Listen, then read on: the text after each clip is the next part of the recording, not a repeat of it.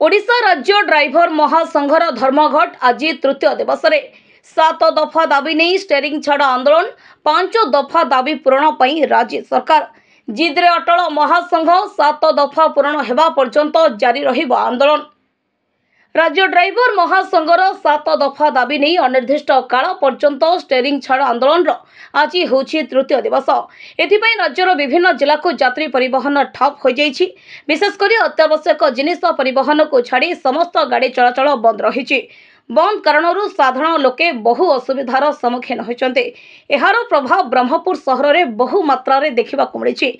तेबे ब्रह्मपुर ठारू दक्षिण ओडिशा समेत राज्यर विभिन्न जिला को प्रतिदिन शह शह संख्यार यात्री यातायात सहित माल परिवहन होता है, जहाँकि संपूर्ण भाव प्रभावित होता देखा शह शह संख्यार गाड़ी रास्ता कड़े बसस्टाण्ड ठारे ठिया होई रहितिबा बेले दूर दूरांतरରୁ आसिथिबा यात्री माने अपेक्षा करी बसिछन्ति जे केतेबेले बस चलिबो एवं केतेबेले समाने निज गंतव्य स्थल खोजिबे। तेबे एने राज्य सरकारक सह आलोचना करिछे संघ। सरकार 7 दफा दाबी मध्यरु 5टी दाबी पूरण करिबा पई प्रतिश्रुति दैछन्ति। तेबे राज्यर समस्त ऑटो ड्राइवरंकु ड्राइवर मान्यता प्रदान करिबा एवं पेंशन लागू करिबा दाबी रे पूर्ण दिगरे कोनोसी पदक्षेप नै नाहंती सरकार, जहाकु नै असंतोष जाहिर करिबा सहित निज जिद रे अटल संघ। समस्त दाबी पूरण न हेबा पर्यंत कोनोसी बस गड़िब नाही बोली कहिछे संघ। एपटे नित्य व्यवहार्य सामग्री आसु नथबा जोगु दरदाम वृद्धि एवं पेट्रोल पंप रे देखा देइछि ग्राहकंक लंबा भिड़। केते दिन एभली परिस्थिति रहिबो आ गाड़ी न गड़िले दरदाम नियंत्रण बाहर को जिवो बोली आशंका गणैछन्ते बुद्धिजीवी।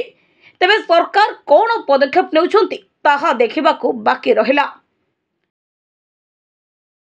आज आमर तृतीय दिवस सरकार डबल इंजिन सरकार आमर सुख दुखरे जड़ित होगापी प्रतिश्रुति देते किंतु जार फल आम कि भी सफल पाऊनु। आमर 7 दफा दाबी अच्छी से सरकार कहीं पदक्षेप नौना, कारण जो प्रकार सजेसन देकी आमर डबल इंजिन सरकार बोली कहते से सरकार आगू जाऊँगी ना पछकू जाऊँगी। यात्री माने जनसेवा यात्री माने समस्ते दुखरे सम्मुखित होइकी हंतसंत होउछंती। एपटे निज जिद्रे अटल ड्राइवर महासंघ कौनसी गाड़ी न गड़ेबा पई नैछंती चरम निष्पत्ति। एभली क्षेत्र सरकार कौन पदक्षेप नेउछंती ताहा देखिबाकू बाकी रहिला।